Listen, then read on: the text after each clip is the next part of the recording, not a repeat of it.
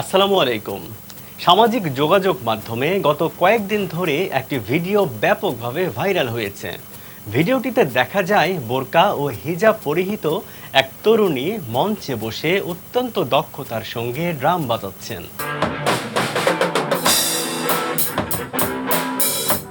মুহূর্তের মধ্যে ভিডিওটি লাখো মানুষের নজর কাড়ে।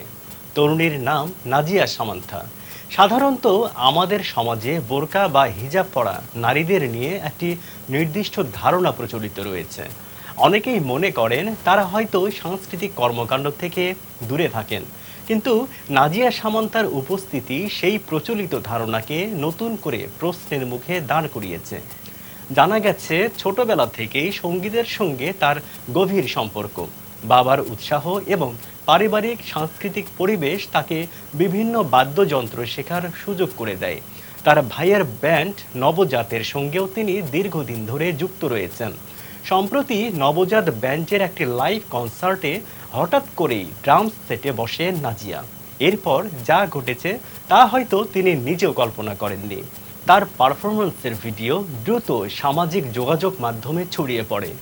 অনেকেই বলছেন নাজিয়া সামান্থা প্রমাণ করেছেন যে পোশাক, হিজাব বা বোরকা কখনো প্রতিভার বাধা হতে পারে না।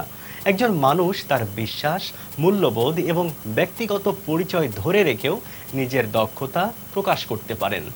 অন্যদিকে কেউ কেউ প্রশ্ন তুলেছেন হিজাব পরে এ ধরনের সাংস্কৃতিক কর্মকাণ্ড কতটা গ্রহণযোগ্য। ফলে প্রশংসার পাশাপাশি সমালোচনাও এসেছে।